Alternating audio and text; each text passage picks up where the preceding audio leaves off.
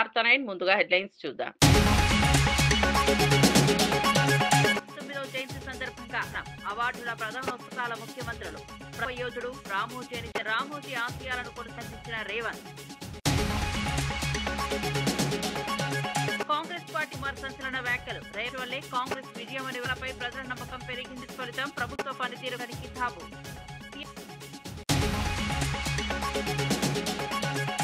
CM Chandrababu మాటలను వక్రీవాద్. Visakha ఉక్కుపై TDP రాష్ట్ర అధ్యక్షుడు పల్లా అన్నది ఎన్డీఏ ప్రభుత్వమేనని తప్పుదో పట్టిస్తున్నారని. వడ్ల కొనుగోలుపై హరీష్ ఆవేదన. ప్రభుత్వం 6 లక్షలు మాత్రమే ఎంఎస్పీ బోనస్ పంచవోపులోకి వెళ్లిందన్న మాల్చనే వేగవంతం చేయాలని. ఇక వార్త వివరాల్లోకి వెళ్తే వ్యవస్థాపకులు అక్షరరావు ప్రజల పక్షాన నిలిచిన యోధుడని ఆంధ్రప్రదేశ్ అన్నారు. హైదరాబాద్ లో రామోజీ ఎక్సలెన్స్ 2025 కార్యక్రమంలో పాల్గొని ప్రసంగించారు. విలువల కోసం చివరి రామోజీరావు సేవలు చంద్రబాబు పేర్కొన్నారు.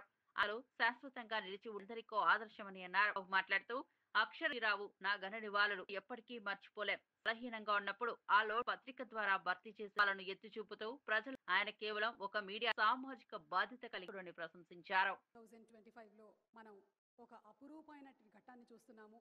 అటు ఆంధ్రప్రదేశ్ ముఖ్యమంత్రి వర్యులు శ్రీ నారా చంద్రబాబు నాయుడు గారు, అలాగే మన తెలంగాణ గౌరవనీయ ముఖ్యమంత్రి వర్యులు శ్రీ రేవంత్ రెడ్డి గారు ఇరువురు ఇవాల్టి కార్యక్రమానికి రావటం మాకెంతో ఆనందాన్ని కలిగిస్తోంది.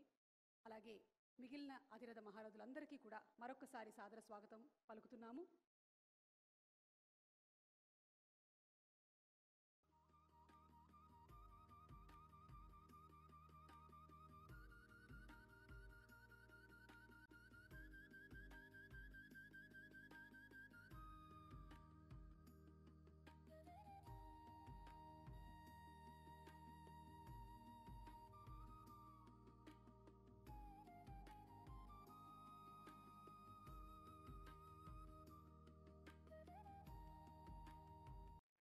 రామోజీరావు 89వ జయంతి ఎక్సలెన్స్ అవార్డులు 2020లో రామోజీ ఫిల్మ్ సిటీలో కార్యక్రమానికి హాజరైన తెలంగాణ రామోజీ ఫిల్మ్ సిటీని రాష్ట్రాన్నిస్తూ ప్రశంసలకు రామోజీరావు దార్శనికతను స్మరించుకున్నారు. ఈ సందర్భంగా రామోజీ గ్రూప్ సంస్థలు కొనియాడారు. హైదరాబాద్ చార్మినార్, గోల్కొండ కోట వంటి యుగంలో హైటెక్ సిటీ మరో ఇప్పుడు వాటి సరసన రామోదంగా చేరింది.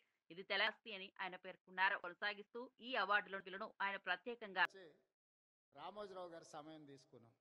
సార్ మిమ్మల్ని కలవాలనుకుంటున్నాం మేము అని. రాండి అన్నాడు. నలుగురం కలిసి రామోజీరావు గారి దగ్గరకు వచ్చినాం. మా నడక, మా చూపులను బట్టి ఆయనకు అర్థమైంది వీళ్ళేదో మంత్రి పదవులకు పైరవి కోసమే వచ్చినట్టున్నారని. భోజనం పెట్టి కూర్చోబెట్టి మేము అడగని కూడా అడగలే, వారే మొదలు పెట్టారు. రాజకీయాలు ఆ విధంగా, ఎన్నికలు, ఫలితాలు ఏ విధంగా వస్తాయి అనేది విశ్లేషణ ఒక రకము. నేను ఇప్పటివరకు ఎప్పుడు చంద్రబాబు నాయుడు గారికి నేను ఎవ్వరికి మంత్రి పదవి ఇవ్వాలని చెప్పలేదు. నా దగ్గరికి ఎవరు వచ్చినా మంత్రుల కంటే కూడా ఎమ్మెల్యేలకు బాగా రాణిస్తారని నేను సూచన చేస్తూ ఉంటాను. మీ నలుగురికి కూడా అదే సూచన అని వారు మాకు అంటే మా మనసులో ఉన్న మాటను గుర్తించి, అంతకుముందు బయట చాలామంది మంత్రివర్గం అంతా చంద్రబాబు నాయుడు గారు, రామోజీరావు గారు చిట్టి పంపిస్తారు, చంద్రబాబు నాయుడు సార్ మంత్రివర్గాన్ని ఏర్పాటు చేస్తాడని బయట చర్చ జరుగుతుండేది. సరే రామోజీరావు గారు మా నలుగురులో ఎవరికో ఒక్కరికైనా తప్పకుండా చెప్తాడు అనుకోండి. ముఖ్యమంత్రి చంద్ర విషయంలో చేసిన వ్యాఖ్యలను వక్రీకరిస్తూ ప్రజలను నారని టీడీపీ రాష్ట్ర అధ్యక్షుడు విశాఖ ఉక్కు పరం కట్టుబడి ఉందని దానిని చంద్రబాబు అహర్నిశ చేశారు. ఈ సందర్భంగా పలు నష్టాల్లో ఉన్న స్టీల్ ప్లాంట్ చంద్రబాబు ప్రత్యేక చొరవ తీసుకుని కేంద్ర ప్రభుత్వం నుంచి సుమందల కోట్లు, రాష్ట్ర ప్రభుత్వం పన్నుల రూపంలో మరోట్లు కలిపి దాదాపు సాయం అందేది. దేశంలో ఒక కేంద్ర ప్రభుత్వ రంగ సంస్థ అండగా నిలిచిన దాఖలాలు హక్కు అనే నినాదాన్ని నిజాస్థితుల భవిష్యత్తును దృష్టిలో పెట్టుకున్నామని వివరించారు. పెట్టేటట్టుగా మాట్లాడడం ఇది తగదు. ప్లాంట్ లాసుల్లో ఉన్నదాన్ని కేంద్రం దగ్గర నుంచి అలాగే రాష్ట్రం నుంచి సుమారు 14,000 కోట్లు తీసుకొచ్చి వారికి ఆర్థిక సాయం అందిస్తే దాని పట్ల బాధ్యతగా ఉండాల్సింది మానేసి లేనిపోని రాద్ధాంతం చేయడం, బాధ్యతగా తీసుకొచ్చినటువంటి డబ్బుల్ని సద్వినియోగం చేసుకోవాలనే విషయాన్ని పక్కన పెట్టి కార్మికులను ఏదో అన్నారని, ప్లాంట్ని ఏదో అన్నారని మాట్లాడడం మంచి పద్ధతి కాదు. ఈరోజు ఎంతో కష్టపడి కేంద్రాన్ని ఒప్పించి 11,000 కోట్లు తీసుకురావడం జరిగింది. అలాగే రాష్ట్రం నుంచి కూడా సుమారు 2,600 కోట్లు ఆర్థిక సాయం అందించడం జరిగింది. 20-30% నుంచి నడుస్తున్నటువంటి ప్లాంట్ని తీసుకొచ్చి సుమారు 80%కి ఈరోజు నడిచేటువంటి పరిస్థితులు తీసుకురావడం జరిగింది. అయితే ఏ ప్లాంట్ అయినా సరే అది పబ్లిక్ సెక్టార్లో ఉన్నది రేపు లాభాల్లో నడవాలి అంటే అటు కార్మికులు మేనేజ్మెంటు తీసుకోవాల్సినటువంటి బాధ్యత ఉంది. అదే వారు చెప్పారు. దానికి రాజకీయ లబ్ధి కోసం ఈ వైసీపీ నాయకులు ఆయన వ్యాఖ్యల్ని వక్రీకరించి లేనిపోయినటువంటి అపోహలు తేడానికి ప్రయత్నాలు చేస్తున్నారు. కనుక మేము అందరికీ ప్రధానికానికి కానీ కార్మికులు శ్రీ సత్యసాయి జిల్లా రాజదేవంగా భావించే బహు ఘనంగా జరిగాయి. పట్టణంలో ఏర్పాటు చేసిన కనక బాలకృష్ణ మంత్రి సారథి భారీ పూలమాలలుగా మాట్లాడిన ఎమ్మెల్యే బాలకృష్ణ కురబ జీవితాన్ని నాయకమని ఎన్నో ఆటుపోటు నిలదొక్కున్న మహానీయుడు వర్గానికి చెందిన వారి ర్యాలీగా పాల్గొని జయంతిని సాంస్కృతిక కార్యక్రమ వాద్వాలతో వాతావరణం నెలకొంది. మార్గదర్శకాలని ప్రముఖులు స్థానిక ప్రజలు పెద్ద ఎత్తున క్రమాన్ని విజయవంతం చేశారు.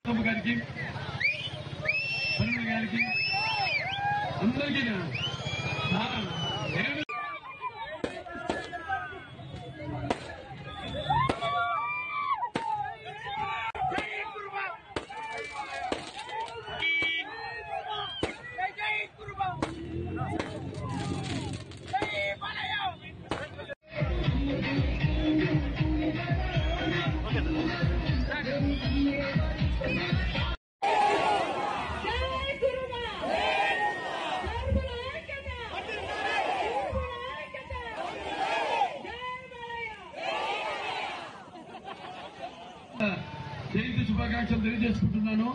యోధుడు, అలాగే రాజకీయ చాళుక్యుడు, తన పుస్తకాల ద్వారా కవిత్వాల ద్వారా ప్రజలు ఒక సామాజిక వాళ్ళ ఏదైతే కేంద్ర ప్రభుత్వం యొక్క వాళ్ళు ఏర్పాటు చేశారు ప్రోగ్రామ్, అంటే స్మాల్ కస్టమర్ డెవలప్మెంట్ ప్రోగ్రామ్, దాని వల్ల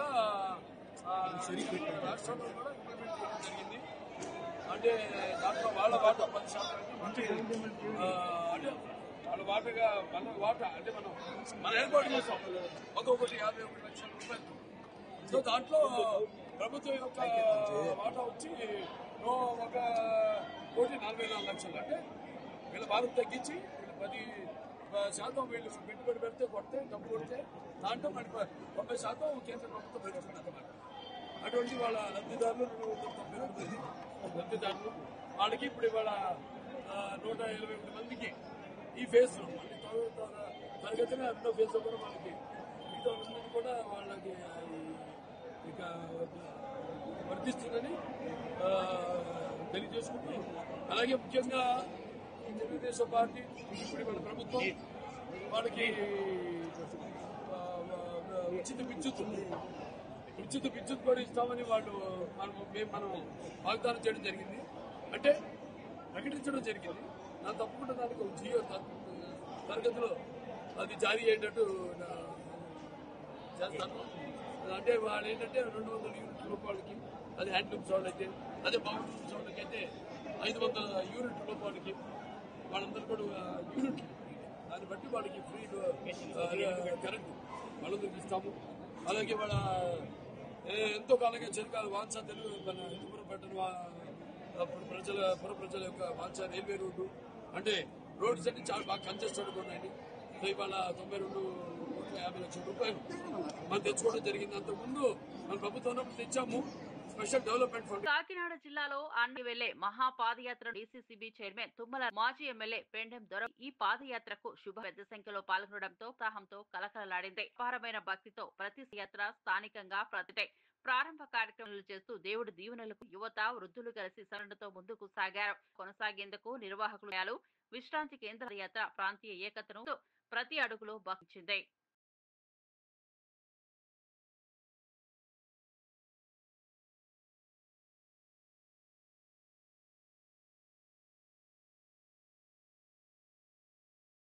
విశాఖపట్నం బోర్యాన్ని కలిపే 7 వాహనాన్ని వేగవంతం చేయాలని సూచించింది. ఈ రోడ్లు రావాలని మంత్రి నారాయణ అభివృద్ధికి ఇది కీలకమని 50 అంతస్తుల ఐకానిక్ కొత్త వలస సమీపంలో ఇన్వెస్ట్ సిటీ ఏర్పాటుకు ఆకర్షణలను పెంచే ఈ ప్రాజెక్టులో సహాయపడతాయని మంత్రి వ్యాప్తంగా టిట్కో ఇళ్ల నిర్మాణం జూన్ చివరి నాటికి పూర్తి చేస్తానని ఆయన చెప్పారు. నిర్దేశిత గడువులోగా పూర్తి చేసి అంతకుముందే కాంట్రాక్టర్ చెప్పడం జరిగింది. అధికారులు కూడా ఆ విధంగా ఫాలోఅప్ చేస్తున్నారు. దాని మీద ఇవాళ రివ్యూ జరిగింది. దాదాపు 1 నెల పూర్తయిపోయింది. గత నెల 18వ తేదీ యాక్చువల్గా టెండర్ ఇచ్చాము. దాని మీద ఇవాళ ప్రత్యేకంగా అధికారులతో రివ్యూ పెట్టుకోవడం జరిగింది. అదేవిధంగా 8 ఎంఐజీ ప్రాజెక్టులు ఈరోజు డిఎంఆర్డీ యాక్చువల్గా సిటీలో చేస్తుంది. ఆ ప్రాజెక్టు వాటికి సంబంధించిన ప్రాబ్లమ్స్ ఏమన్నా వాటి మీద ఆ యొక్క ప్రాజెక్ట్ని కంప్లీట్ చేయటం ఫస్ట్ వీలైనంత కొన్ని ప్రాజెక్ట్స్ డిసెంబర్ ఎండింగ్ లోపల వాళ్ళకి కావాల్సిన రోడ్స్ కానీ డ్రైన్స్ కానీ డ్రింకింగ్ వాటర్ కానీ ఎలక్ట్రిసిటీ కంప్లీట్ చేయమని చెప్పాను.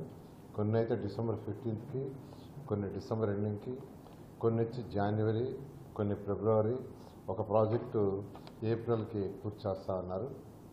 ఎందుకంటే ఏదైనా ఎంఐజీ ప్రాజెక్టు మనం లేఅవుట్స్ వేసినప్పుడు లాటరీ కానీ లేదా ఆక్షన్ వేసినప్పుడు అమరావతిలో మీడియా రాము విశాఖలో జరుగుతున్న అభివృద్ధికి గేమ్ చేంజర్ గా నిలుస్తున్న వికేంద్రీకరణ లక్ష్యంగా ఉన్న చర్యలు రాష్ట్ర పేర్కొన్నారు. విశాఖతో పాటు విజయనగరం వంటి ప్రాంతాల్లో పరిశ్రమల స్థాపన వల్ల పెరుగుతాయని చెప్పారు. సదస్సులు జాతీయ పెట్టుబడిదారులు ఆసక్తి రాష్ట్రానికి శుభారో. వైజాగ్ సమ్మిట్ ద్వారా మనకి క్లారిటీ వచ్చింది. ఆ 2 రోజుల్లోనే దగ్గర 13,000 కోట్ల పైగా 13 లక్షల కోట్ల పైగా ఒప్పందాలు జరిగినాయి పెట్టుబడులకి. దాని ద్వారా 16 లక్షల పైగా ఉద్యోగాలు వచ్చే అవకాశం ఉంది. దీనికి man of the match Chandrababu Naidu గారు అయితే, మ్యాన్ ఆఫ్ యాక్షన్ మా యువ నాయకులు మంత్రి గారు నారా లోకేష్ గారు. వారిద్దరు పడ్డ శ్రమ కష్టం చాలా స్పష్టంగా కనపడింది. కొన్ని వేల మంది ప్రతినిధులు దేశ విదేశాల నుంచి, వివిధ రాష్ట్రాల నుంచి, విదేశాల నుంచి కూడా రావటం జరిగింది. 700 పైగా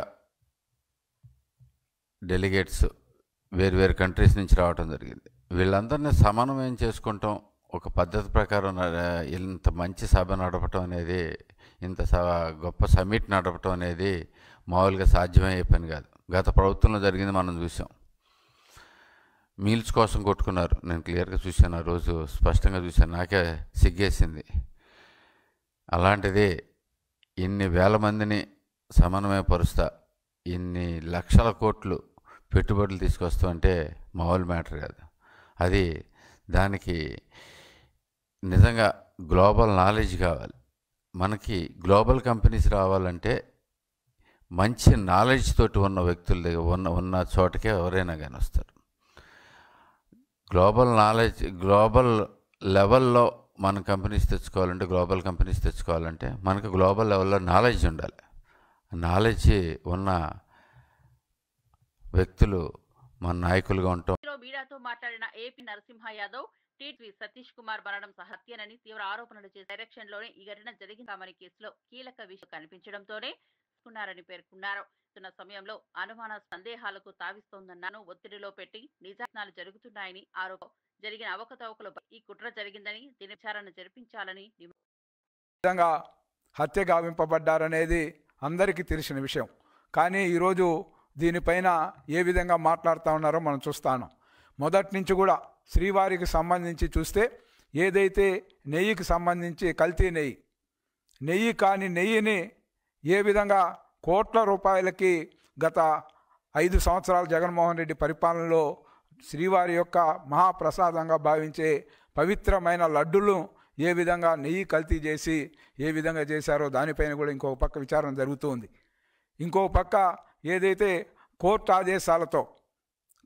ఆదేశాలతో ఏదైతే దీని పరకామణికి సంబంధించిన విచారణ పూర్తి స్థాయిలో గతంలో జరగలేదు.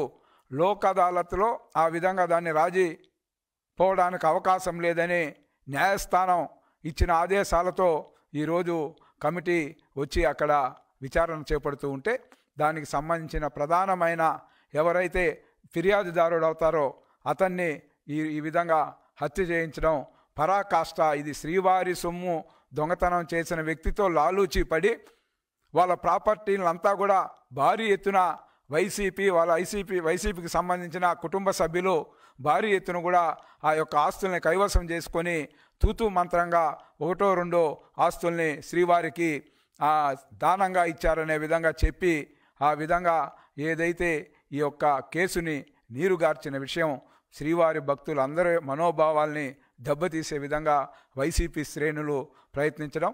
ఏదైతే ఆ రోజు ధర్మారెడ్డి కావచ్చు, లేకపోతే కరుణాకర్ రెడ్డి కావచ్చు, లేదా చైర్మన్గా వ్యవహరించిన సుబ్బారెడ్డి కానీ కరుణాకర్ రెడ్డి కానీ జగన్మోహన్ రెడ్డికి బంధువులు అవునా కాదా చెప్పమంటాను. ఈరోజు మీ బంధువుల్ని సాక్షాత్తు శ్రీవారి దగ్గర వాళ్ళ యొక్క పదవుల్లో నియమింపజేసుకొని అక్కడి నుంచి భారీ ఎత్తున శ్రీవారి పేరుతో దోపిడీ చేసిన సాహసం చేశారంటే మిమ్మల్ని ఏమనాలని ఈరోజు ప్రశ్నిస్తాను. తలపై స్పందించిన కుమార్, ఈ విజయం ఒక్కరిది రేవంత్ రెడ్డి పటిష్ట సంక్షేమ అభివృద్ధి ఫలితమే. జూబ్లీహిల్స్ ఉప ఎన్నిక ఫలితాల కార్యదర్శి సంపత్ కుమార్ చెందింది కాదని, సీఎం రేవంత్ సమిష్టి కృషి ప్రతిఫలమేనని అమలు చేస్తున్న సంక్షేమ పథకాన్ని బలపడుతోందని వ్యాఖ్యానించారు. ఆత్మక నియోజకవర్గంలో కాంగ్రెస్ పట్ల ప్రజల విశ్వాసం. సంపత్ కుమార్ మాట్లాడుతూ హెచ్ఎంసీ స్థానిక సంస్థల ఇతాలను కాంగ్రెస్ నమోదు చేస్తారు. ప్రభుత్వం చేస్తున్న సమాధానం ఇస్తున్నారని ఈ విజయం ముందుకు సాగేందుకు ప్రేరణగారు. కేబినెట్ మంత్రులు, ఎమ్మెల్యేలు, శాసనసభ్యులు అందరి కృషి, ప్రభుత్వ పనితీరు వీటన్నిటి వల్ల విజయం సాధించినాం. జూబ్లీహిల్స్ ఎన్నికల్లో భారీ మెజారిటీతో, ఎవరు ఊహించని మెజారిటీతో. చాలా సంతోషం. ఈరోజు ప్రభుత్వ అధినేతగా రేవంత్ రెడ్డి గారి నాయకత్వంలో కానీ, పార్టీగా మీనాక్షి గారు, మహేష్ కుమార్ గౌడ్ గారి నాయకత్వంలో కానీ కాంగ్రెస్ పార్టీకి మంచి వాతావరణం ఉంది అన్నది ఈ ఎన్నిక ద్వారా స్పష్టమైంది. 2 సంవత్సరాలు అయింది ప్రభుత్వం ఏర్పడి. ఈ ఎన్నికల్లో విజయం సాధించినాము కదా అని చెప్పి ఏమాత్రం అదమరిచి వ్యవహరించినా ఆగమైపోతాం. ఈ మంచి వాతావరణాన్ని, ఈ సమిష్టి కృషిని ఇదే అదనుగా చేసుకొని పార్టీని, ప్రభుత్వాన్ని, అన్ని వ్యవస్థలను ప్రక్షాళన చేయాల్సిన అవసరం ఉంది అని భావిస్తా ఉన్నా. 5 సంవత్సరాలకు ఒకసారి జరిగే ఎన్నికల్లో 2 సంవత్సరాలు పూర్తయింది. అంటే దాదాపు సగభాగం పూర్తయిపోయింది. ఎందుకంటే చివరి ఏడాది అంతా ఎన్నికల వాతావరణం ఉంటుంది కనుక 2 సంవత్సరాలు అంటే సగం టెన్యూరు, సగం సమయము అయిపోయింది. ఇప్పటి వరకు మంచినే ఉంది. మొన్నటి ఎన్నికనే ఉదాహరణ. కనుక ప్రస్తుత పరిస్థితులలో నేను రిక్వెస్ట్ చేస్తా ఉన్నా, కింది స్థాయి నుంచి కాంగ్రెస్ పార్టీ నుంచిలో ఎన్ఎస్ఏ కార్యకర్త నుంచి ఎదిగి ఏఐసిసి కార్యదర్శి వరకు శాసనసభ్యుడిగా పనిచేసిన అనుభవంతో గౌరవ ముఖ్యమంత్రి రేవంత్ రెడ్డి గారిని, అదేవిధంగా పార్టీ పరంగా ఇన్ఛార్జ్ అయినటువంటి మీనాక్షి నటరాజన్ గారిని ఇద్దరిని విజ్ఞప్తి చేస్తా ఉన్నా, పార్టీని, ప్రభుత్వాన్ని రెండింటినీ సమన్వయపరచంలో ఉండే అనేక వ్యవస్థలను ప్రక్షాళన చేయవలసినటువంటి అవసరం ఉంది. దయచేసి దాని మీద దృష్టి పెట్టవలసిందిగా విజ్ఞప్తి చేస్తా ఉన్నా. ప్రక్షాళన చేసే సమయంలో పనితీరును బేరీజు వేసుకోవాల్సిన అవసరం ఉంటుంది. పనితీరు బేరీజు వేస్తే ఎవరు ఏ స్థాయిలో ఎంతవరకు సఫలీకృతులమైనరు అనేది తెలిస్తే దాన్ని బట్టి ప్రక్షాళన చేయవలసిందిగా విజ్ఞప్తి చేస్తా ఉన్నా. Revamp and reconstruction the whole system, whether it is party. తరచూ హోదాను మర్చి మాట విషయం కాదని ఆయన వ్యాఖ్యాన్ని భువనగిరి ఎంపీ చామలక్షించారు. జూబ్లీహిల్స్ లో బండి సంజయ్ చేసిన వ్యాఖ్య అనుకూలంగా లేవని, ప్రధానిగా ఉన్నాయని పేర్కొన్నారు. సందర్భంలో బీజేపీ నేతలు ప్రకటించే ప్రయత్నం చేస్తారని, ఓటమి ఎదుర్కొన్న తర్వాత బీజేపీ బాధ్యత ఉందని చామల విమర్శించి నాయకులు ప్రజావాదాస్పద వ్యాఖ్యలతో ప్రచారిస్తున్నారని మండిపడ్డారు. వాళ్ళు వచ్చినటువంటి రిజల్ట్లను బట్టి మీరు హిందువులందరికీ పిలుపునిస్తూ ఏ పార్టీలో ఉన్నా కానీ వచ్చి బీజేపీలో జాయిన్ కావాల్సినటువంటి పరిస్థితి ఉందని చెప్పడం జరిగింది. మీరు ఒకటి ఆలోచించండి బండి సంజయ్ గారు, మీ తోటి పార్లమెంట్ సభ్యులు, కేంద్ర మంత్రివర్యులు కిషన్ రెడ్డి గారి సికింద్రాబాద్ నియోజకవర్గంలోని జూబ్లీహిల్స్ కూడా ఒక పార్ట్, అంటే ఒక అసెంబ్లీ, ఆ పార్లమెంట్లో గత ఎన్నికలలో వచ్చిన ఓట్లు ఇప్పుడు ఎందుకు రాలేదు? లేదా మీరేమైనా అంతర్గతంగా బీఆర్ఎస్ కి మద్దతు ఇచ్చిరా అనేది మొదటి అంశం మీరు ప్రజలకు తెలియజేయాలి. తెలియకపోతే మీరు ఇంటర్నల్ గా పార్టీల కోసం చర్చ చేసుకోవాలి. ఈ రోజు ప్రజల మధ్యన కులమతాల పేరుతో చిచ్చు పెట్టాల్సినటువంటి పరిస్థితి మీరు తీసుకురావడం మంచిది కాదని మీకు తెలియజేస్తున్నాను. ఎందుకంటే ఈ రాష్ట్రంలో ప్రజలు ఎవరికి ఓటేస్తే మాకు భవిష్యత్ బాగుంటుందన్న ఆలోచనతోటి ఓట్లేయడం జరుగుతుంది. ఈ రోజు నవీన్ యాదవ్ జూబ్లీహిల్స్ లో గెలిచిందంటే కేవలం ఒక మతమో కులానికి సంబంధించిన ఓట్లతోటి గెలవలే. రేవంత్ రెడ్డి గారి ప్రజా పాలనలో భాగంగా నవీన్ యాదవ్ అనే ఒక బీసీ బిడ్డకు టికెట్ ఇస్తే భవిష్యత్తులో మంచి చేస్తాడన్న ఉద్దేశంతో ఈ రోజు ఒక 25,000 ఓట్ల మెజార్టీ తోటి గెలిపించడం జరిగింది. నేను ఒకటే కోరుకుంటున్నా, మీరు అయినా నేనైనా మిగతా ఎంపీలమైనా కిషన్ రెడ్డి గారైనా మనం అందరం కూడా తెలంగాణ ప్రజలు ఓట్లేస్తే గెలిచాం. మీరు అధికారంలో ఉన్నారు కాబట్టి మీరు మంత్రి పదవులు వచ్చినాయి. చాలా మంచిది మన రాష్ట్రానికి మంత్రి పదవులు రావడం. ఎందుకంటే మనకు ఈరోజు తెలంగాణకు రావాల్సిన నిధులు తెచ్చుకోవాల్సిన అవసరం ఉంది. మా ముఖ్యమంత్రి గారు పదే పదే మీ తోటి మంత్రులను ఢిల్లీలో కలిసి ఈ రాష్ట్రానికి రావాల్సిన నిధుల గురించి మాట్లాడుతున్నట్టు మీరు చూస్తారు. దాంతోపాటు మీరు కూడా ప్రెజర్ పెట్టి అంటే రాజకీయాలకు సిద్దిపేట జిల్లా మల్లారం గ్రామంలోని వడ్ల మాజీ మంత్రి ఎమ్మెల్యే ప్రత్యక్షంగా తెలుసుకుని రాష్ట్ర వ్యాప్తంగా వడ్ల కొనుగోలు నిర్లక్ష్యం, ఘోర పరిస్థితులు, కొన్న వడ్ల పరిమాణం 85 లక్షల మెట్రిక్ టన్నులు 5-6 లక్షల టన్నులకి ఇప్పటికే కొన్న వడ్ల సుమారు 1200 కోట్ల బోనస్ ఇంకా తీవ్ర ఆర్థిక సంక్షోభంలోకి ఇస్తారు. మాటల్లో ఏమని చెప్పి ఇప్పటి వరకు ఆయన ధ్వజమెత్తారు. ఇప్పటి వరకు కొన్నది కేవలం 5-6 లక్షల మెట్రిక్ టన్నులకు మించి ప్రభుత్వం కొనలేదు. కొంటామని చెప్పిందేమో 85 లక్షల మెట్రిక్ టన్నుల వడ్లు కొంటామని చెప్పి అంతా 5-6 లక్షలకు మాత్రమే ఈరోజు రాష్ట్ర ప్రభుత్వం పరిమితమైంది. ఈ కొన్నదానికి కూడా ఇంకా రాష్ట్ర వ్యాప్తంగా దాదాపు 1400 కోట్ల రూపాయల బిల్లులు వడ్ల పేమెంట్ పెండింగ్లో ఉంది. అంటే రాష్ట్ర ప్రభుత్వం ఏ రోజుకు ఆ రోజు వడ్లకు పేమెంట్ చేస్తామని చెప్పారు. కానీ ఇప్పటి వరకు 1200 కోట్ల రూపాయలు ఎంఎస్పీ బిల్లు పెండింగ్ ఉంది. దాదాపు 200 కోట్ల రూపాయలు బోనస్ డబ్బులు పెండింగ్లో ఉన్నాయి. అంటే మాటల్లో మాత్రం 24 గంటల్లో డబ్బులు ఇస్తామని చెప్తున్నారు. కానీ చేతలకు వస్తే రోజుల తరబడి ఇవాళ బోనస్ డబ్బుల కోసం ఎదురు చూడాల్సిన పరిస్థితి ఉంది. పోయిన యాసంగి బోనస్ పైసలు ఇప్పటిదాకా 1 రూపాయి కూడా ఇయ్యలే. పోయిన యాసంగికి సంబంధించిన 1200 కోట్ల రూపాయల బోనస్ డబ్బులు రాష్ట్ర వ్యాప్తంగా పెండింగ్లో ఉన్నాయి. నేను రాష్ట్ర ప్రభుత్వాన్ని ఉత్తమ్ కుమార్ రెడ్డి గారిని డిమాండ్ చేస్తా ఉన్నా, పోయిన యాసంగి బోనస్ డబ్బులు వెంటనే విడుదల చేయండి. వడ్ల కొనుగోలు ప్రక్రియ వేగవంతం చేయండి.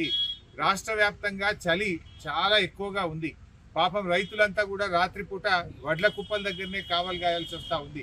పందికొక్కుల భయానికో కోతుల భయానికో ఆ ఎముకలు కొరికే చలిలో ఇవాళ రైతులు వడ్ల కుప్పల మీద రాత్రి పడిగాపులు కాస్తున్నటువంటి పరిస్థితి ఉంది. రాష్ట్ర వ్యాప్తంగా కూడా చాలా చోట్ల ఈరోజు 8 డిగ్రీలు 7 డిగ్రీలు 9 డిగ్రీల టెంపరేచర్ వచ్చింది. చాలా చలితో ప్రజలందరూ కూడా ఇబ్బంది పడతా ఉన్నారు. ఈ ప్రక్రియ వేగవంతం చేయండి. ఇంకా కూడా కొన్ని పీపీటీ సెంటర్లు రాష్ట్ర వ్యాప్తంగా ఓపెన్ కూడా చేయలేదు ఇంతవరకు. ఇంకా సెంటర్లు పూర్తిగా ఓపెన్ చేయండి. కొనుగోలు ప్రక్రియ వేగవంతం చేయండి. మిల్లులకు గట్టిగా చెప్పి మిల్లులు టైప్ అవుతలేవు. మీరు ఏదైతే బ్యాంక్ గ్యారంటీ పెట్టారో రాష్ట్రంలో సగం మిల్లులు ఇంకా బ్యాంక్ గ్యారంటీ ఇవ్వకపోవడం వల్ల, మిల్లులు టైప్ కాకపోవడం వల్ల వడ్ల కొనుగోలు ప్రక్రియ ఆలస్యం అవుతా ఉంది. దయచేసి మిల్లులు టైప్ చేయండి. అన్ని పీపీటీ సెంటర్లు తెరవండి. వడ్ల కొనుగోలు ప్రక్రియ వేగవంతం చేయండి. రైతులకు వెంటనే డబ్బులు చెల్లించండి.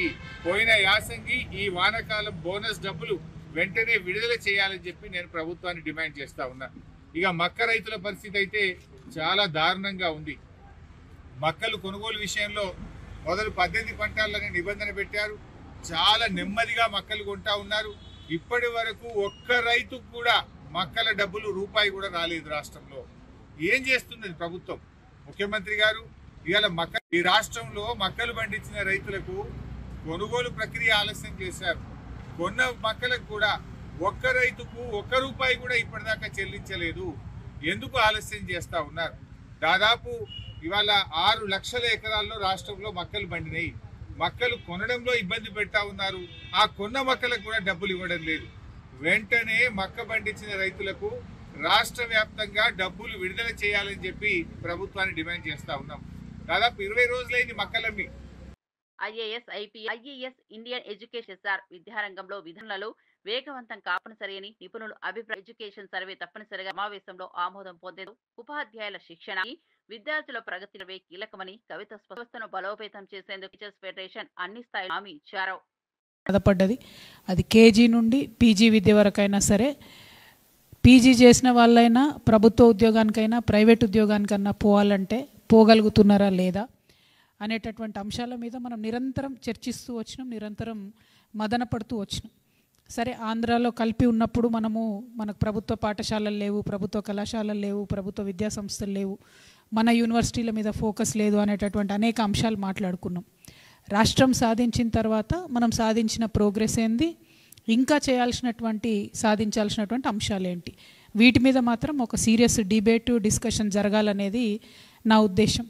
ఇది పొలిటికలా అంటే మనం ఏది మాట్లాడినా ఇవాళ రేపు పాలిటిక్సే అవుతుంది. కాకపోతే ఒక 10 years బీఆర్ఎస్ పరిపాలన సాగింది.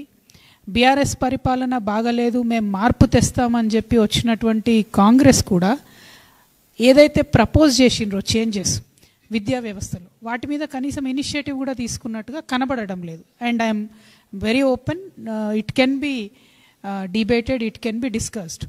అయితే మరి ఇంకా 2 years తర్వాత కూడా ఆ చేంజెస్కి నాంది పలకకపోతే ఇంకెప్పుడు పలుకుతాం? ఒక విద్యా కమిషన్ వచ్చింది, వెరీ గుడ్ స్టెప్. కానీ ఆ విద్యా కమిషన్ ఏం చేస్తున్నది, వారి ప్రయారిటీస్ ఏమి ఉండాలి, వీటి మీద మాత్రం చాలా బలంగా మనందరం ఆలోచన చేసి ప్రపోజ్ చేయాలి.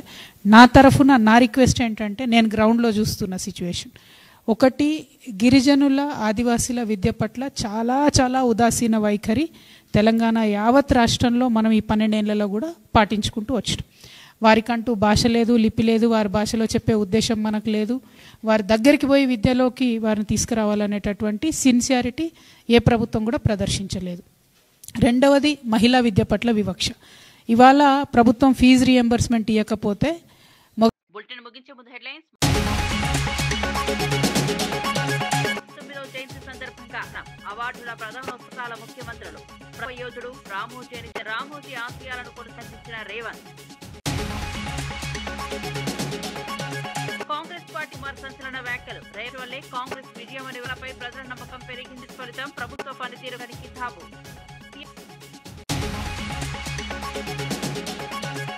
సీఎం చంద్రబాబు మాటలను వక్కిన్వార్. విశాఖ ఉక్కుపై టీడీపీ రాష్ట్ర అధ్యక్షుడు పల్లా అన్నది ఎన్డీఏ ప్రభుత్వమేనని తప్పుదోవ పట్టిస్తున్నారని. వడ్ల కొనుగోలుపై హరీష్ ఆవేదన. ప్రభుత్వం 6 లక్షలు మాత్రమే ఎంఎస్పీ బోనస్ సంక్షోభంలోకి వెళ్లిందన్న మార్చినే వేగవంతం చేయాలని. మరిన్ని అప్డేట్స్ కోసం చూస్తూనే ఉండండి వార్త 9.